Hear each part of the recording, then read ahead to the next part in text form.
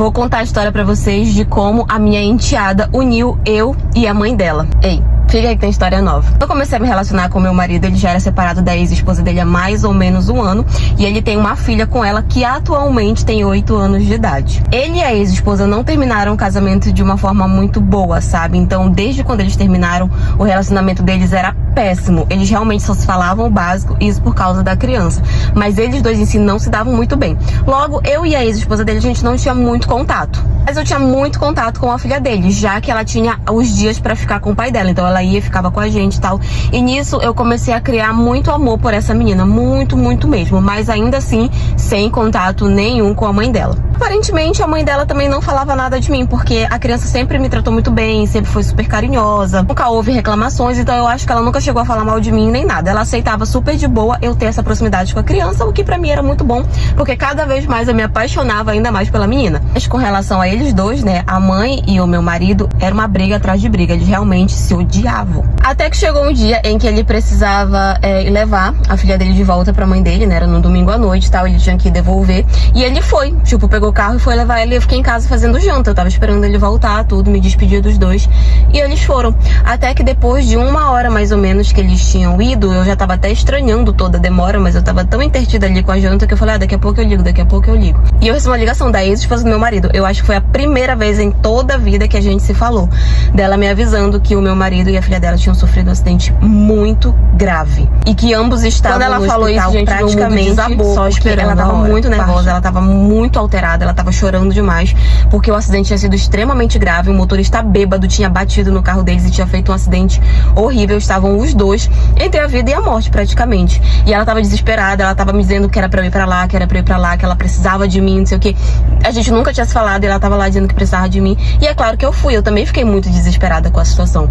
Quando eu cheguei lá, eu fiquei sabendo que tanto meu marido quanto a minha enteada estavam realmente muito graves. Eles estavam assim, só esperando um milagre de Deus pra sobreviver. E a minha enteada precisava de uma transfusão de sangue, porque ela tinha perdido muito, muito, muito sangue. Aí vocês imaginam, né? Uma criança, coitada, ela tinha perdido muito sangue. E a única pessoa que poderia doar pra ela seria a mãe dela, que elas têm o mesmo tipo sanguíneo. Porém, a mãe dela tem uma doença que impede ela de fazer transfusão de sangue pra qualquer pessoa. E quando eu perguntei qual era o tipo sanguíneo, eu descobri que era o mesmo do meu. E a mãe dela se ajoelhou nos meus pés pedindo pra que eu fizesse essa transfusão de sangue pra ela. Gente, ela não precisava nem ter implorado. Ela não precisava nem ter pedido, é óbvio que eu ia me oferecer. Então é claro que eu fui lá, fiz os exames que eles pedem, né, antes da gente doar sangue, e eu fiz a transfusão de sangue pra ela. Foi um momento em que eu e ela, a gente ficou muito unida, sabe? A gente chorava, a gente rezava juntas, a gente dava as mãos, assim, foi um momento que a gente realmente precisou uma da outra, sabe? Até que, graças a Deus, tanto o meu marido quanto a minha enteada, eles conseguiram se recuperar, eles foram ficando bem, foram melhorando e tal. Foi realmente um milagre de Deus e todo o esforço dos médicos, né, que atenderam eles. Mas no final de tudo, eles acabaram ficando bem. A mãe da minha enteada, né, a esposa do meu marido, me agradeceu muito por eu ter feito isso. Eu disse pra ela que ela nem precisava me agradecer. Então, a partir desse dia, nós ficamos muito próximas, sabe? Porque foi um momento muito difícil, onde a gente deu muito apoio uma pra outra.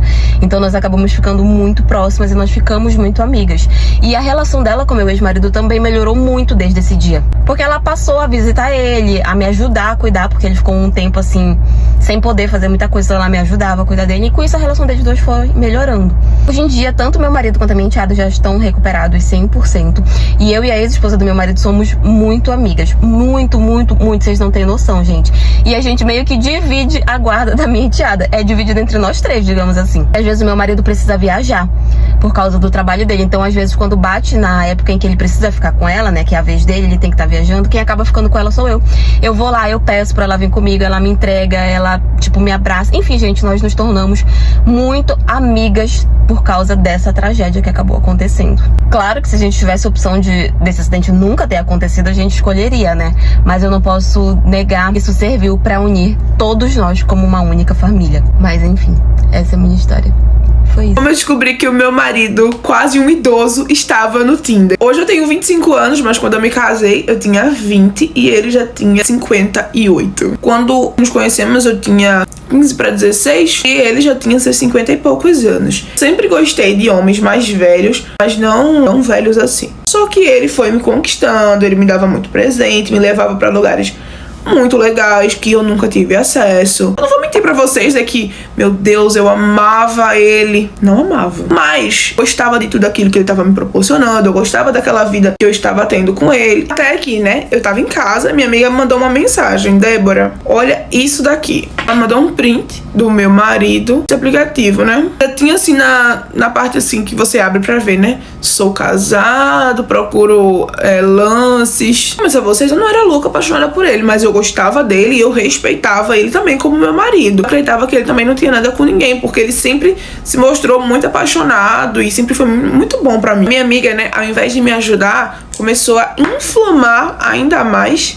a situação. Ficou dizendo: a menina, termina logo com ele, olha como tu é nova, bonita, não precisa ficar se submetendo a isso, deixa esse velho pra lá. Tô bem sincera aqui com vocês, eu tinha uma vida extremamente confortável, eu tinha um cartão sem limite na minha mão, onde ninguém ficava me perguntando com que eu gastava, o que eu tava gastando muito, entendeu? E ainda tem um plot twist nessa situação toda. Parte 2. Como eu descobri que o meu marido estava no Tinder. Gente, eu nem ia falar com ele, sendo bem sincera aqui com vocês, eu ia só fingi que nada tava acontecendo. Só que de tanto a minha amiga inflamar a situação, eu falei: não, eu vou pelo menos conversar com ele, pra que ele saiba que eu sei o que ele tá fazendo. Quando ele chegou em casa, aí eu falei assim: olha, eu vi você no Tinder. E aí ele: onde é isso? Eu falei: agora vai se fazer de doido. Eu sei que você tá lá, meu amigo, eu vi você, vi seu perfil, eu mostrei pra ele, mostrei a descrição e tudo mais. E aí ele olhou pra mim e fez: Débora, alguém criou esse perfil pra mim, esse perfil não é meu. Eu nunca criaria um perfil assim, ainda mais ainda eu tô afim só de, tipo, sabe? Não faz o perfil dele. Depois que eu saí daquela coisa, né, daquela pressão da minha amiga falando, termina com ele, olha só, não sei o que, te traindo e tudo mais, eu realmente não faz o perfil dele. Mas enfim, depois que eu vi tudo ali, né, falei com ele e tal, vi que realmente não era ele. Cheguei à minha conclusão de que muito provavelmente quem fez aquele perfil tinha sido a minha amiga. Débora, mas você tem certeza? Não, eu não tenho certeza, mas eu tenho 90% de certeza. Desde que a gente começou a nossa amizade, ela sempre foi bem invejosinha. Ela era aquela pessoa que não gostava de ver você com nada, só ela podia ter as coisas, e quando você tinha, ela colocava tudo que você tinha pra baixo. Ela ter me visto sair lá do lugar que a gente morava, ter o que eu tenho hoje, deve ter dado uma feridinha no ego dela, entendeu? Porque eu sempre era amiga que saía desarrumada, porque minha família não tinha condições. Eu sempre era, sabe, mais escanteadinha, assim. Eu vi que ela, depois eu fui ler as conversas de novo, e ela só dizendo: termina com ele, pra que tu quer ele, não sei o que, ele é velho, arruma outro. Depois ela ficou me perguntando: e aí, terminasse com ele, falasse com ele? Aí eu falei assim: não, a gente não terminou, não. Ele me pediu desculpas e falou que isso não iria mais acontecer, e eu perdoei ele. Ela não falou mais nada. Então tudo me leva a crer que realmente foi ela que criou esse perfil pro meu marido, pra eu terminar com ele e voltar pra merda. Vocês me pediram pra contar essa fofoca que aconteceu comigo e eu vou contar assim. Pra vocês entenderem, eu preciso voltar um pouco no tempo e o ano era 2019. E eu tinha começado a namorar com o Rodrigo, que é atualmente meu noivo. Fazia pouquíssimos dias que a gente tinha começado a se relacionar e a gente saiu com alguns amigos dele e foi uma amiga dele. E tipo, já começou que eu não curti muito ela, porque quando ele veio me buscar, ela tava sentada no banco da frente. E eu achei meio falta de respeito, que tipo, ela não saiu do banco da frente pra eu sentar. Então já começou ruim. E eu meio que já conhecia ela, mas sabe quando o santo não bate? Porque ela é um tipo de pessoa que eu não me dou nada bem, que quer ficar tipo mostrando: é muito meu amigo, e ficava encostando o tempo todo, e chamando: vamos tirar foto junto, e super me excluindo. E tipo, eu não curti, o santo não bateu, simplesmente não bateu. Início eu já tinha conhecido vários amigos dele, e eu tinha virado amigo de todos. Bom, passou uns dias, eu fui em um aniversário de uma amiga, e uma ex-amiga minha, que é uma cobra, eu sempre passava pano pra ela, chegou em mim e falou: você sabia que o Rodrigo já ficou com fulana? E eu não sabia, mas eu fiquei tipo, de boa, né? Que eu já fiquei com um amigo dele, que também era meu amigo. E enfim, gente, Campo Grande é muito pequeno, não tem como, tipo, óbvio que isso ia acontecer, essa cidade é minúscula, todo mundo já pegou todo mundo aqui.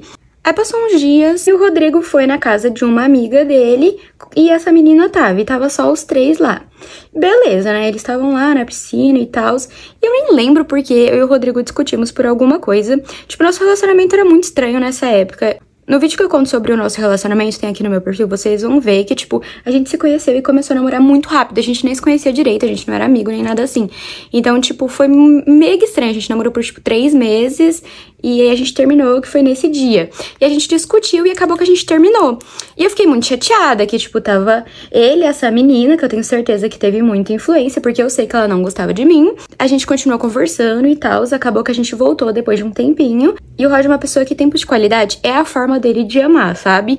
E ele dá muita importância pros amigos dele e tal. Então eu sempre fiz muita questão de me aproximar dos amigos dele, de gostar deles, porque eu sei que isso era uma coisa importante pra ele. E aí, nessa época, eu pagava a matéria no primeiro semestre, porque eu entrei direto no segundo, e aí esse ano eu fui pagar a matéria no primeiro semestre. Isso foi início de 2020, antes da pandemia. E aí essa garota entrou na minha sala, ela mudou de curso, ela foi pra psico. Aí eu pensei assim, cara, eu vou dar uma chance, né? Eu vou tentar ser amiga dela, tipo...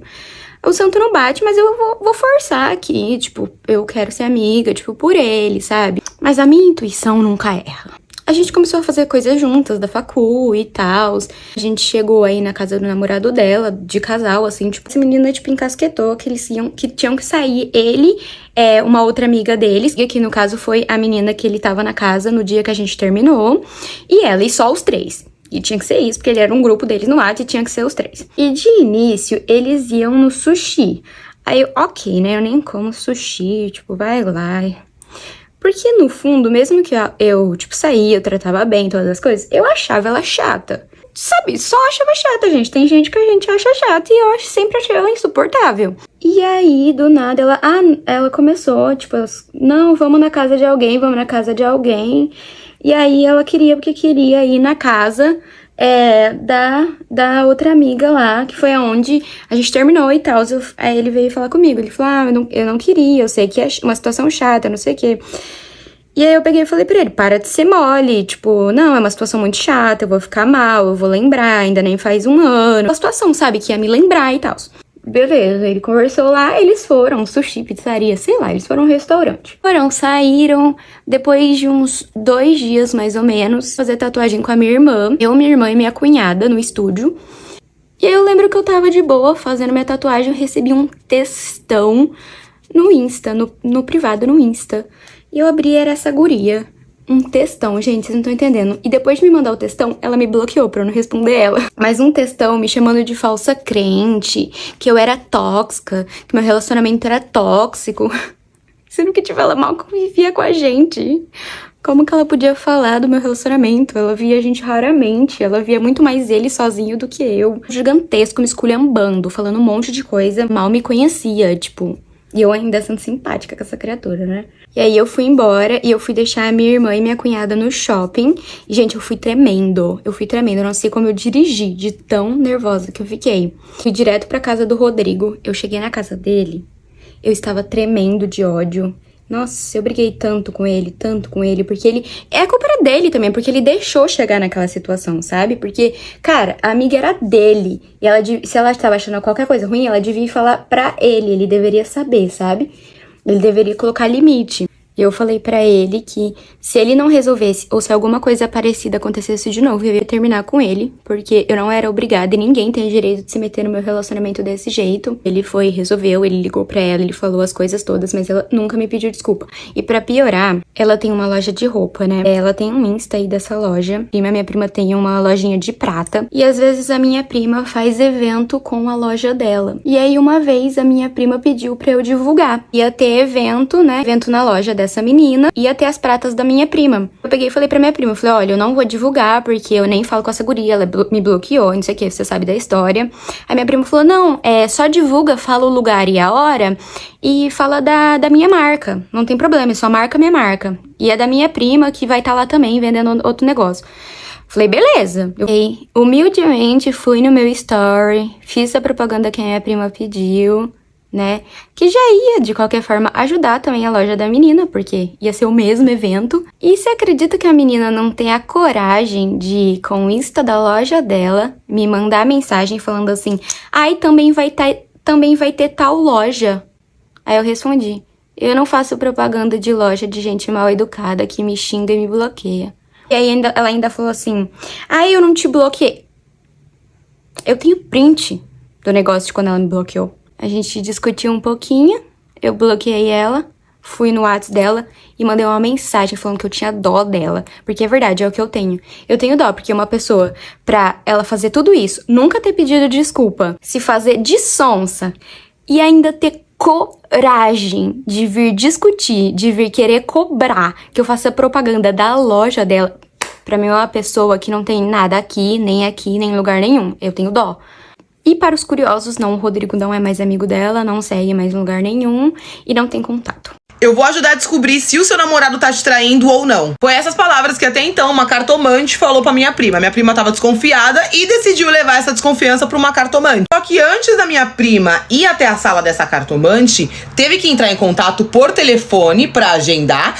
E no telefone, minha prima teve que passar diversas informações que ela achou um pouco esquisito. Por exemplo, algumas informações do namorado dela, mas não de personalidade. Foi por isso que ela achou esquisito. Nome de lugares que ele frequentava, mas ela achou esquisito e passou. O nome da cartomante era Dona Esmeralda. É Dona Esmeralda, né? E minha prima conheceu ela porque viu algumas recomendações boas na internet, resolveu entrar em contato. E, enfim, minha prima conseguiu marcar o horário dela uma semana depois, né? Que falou no telefone, porque a Dona Esmeralda falou que tava com muita clientela. Chegou o dia da consulta, minha prima estava ansiosíssima. A sala tava cheia, era tipo uma tenda, assim, que ela atendia, sabe? Aí a sala cheia, aí chegou a hora da minha prima falar com essa mulher. Cara, essa mulher começou a falar da vida da minha prima, do relacionamento deles, começou a falar dos interesses pessoais do namorado dela, os interesses pessoais dela, começou a falar nome de amizade, lugares que eles iam, começou a falar um monte de coisa. Imagine, uma pessoa que você nunca viu na vida falando tudo isso de você, tudo isso da sua vida, sabendo de tudo isso da sua vida. A mulher tava falando. Ela começou a falar que o namorado da minha prima era uma pessoa muito boa, tal, só que pediu pra minha prima ficar ligada com uma moça do trabalho, que tinha uma moça do trabalho dele que tava se aproximando mais. Aí, amor, pra você falar isso pra uma pessoa que já tá desconfiada, você vem com um negócio desse em cima, a pessoa fica o quê? A pessoa já fica maluca. Pois bem, foram só essas informações que a Dona Esmeralda passou. Ela falou que não conseguia ter mais visões, porque ela precisava sentir a energia da minha prima, tal, pra conseguir ir em lugares, enfim. A vida que seguiu, passou um tempo, minha prima decidiu ir de novo, porque ainda ela não tinha descoberto nada, foi nessa mulher de novo, na Dona Esmeralda, e a Dona Esmeralda não confirmou nada, de novo. Só que a minha prima, ela não tava em paz, entendeu? Ela queria que a mulher falasse alguma coisa pra ela, então ela resolveu agendar mais uma vez. Quando ela agendou e chegou lá na sala da Dona Esmeralda, a Dona Esmeralda falou, tem uma confirmação pra te fazer. Ela confirmou que o namorado da minha prima tava tendo caso com a moça de serviço e falou que a mulher era um pouco mais velha do que ele e confirmou que nesse dia eles iriam sair pra comer alguma coisa. A minha prima ficou possessa, amor, saiu desse lugar e falou, agora eu vou pegar ele no flagra. Quando minha prima chegou nesse lugar, nesse restaurante, o namorado dela realmente tava com uma mulher mais velha, só que a mulher era madrasta dele. A minha prima até então ficou sem entender, só que resolveu abrir o jogo pra ele, porque essa história tava consumindo muito ela. Ela sentou na mesa, começou a contar pra ele tudo que tinha acontecido, a madrasta dele interrompeu e falou assim, essa mulher é assim, assim, assim? A prima confirmou que sim, ela falou, cara, essa senhora, ela saiu fugida da cidade da minha mãe, ela é uma falsa cartomante. Ela saiu fugida da cidade da minha mãe porque ela pegava as informações dos clientes dela, tudo pela internet, então a galera fez ela sair de lá. Vocês acreditam nisso? Minha prima foi lá, desmascarou ela, enfim, seguiu a vida. E com essa história eu só fico pensando na problemática que é você expor toda a sua vida na internet.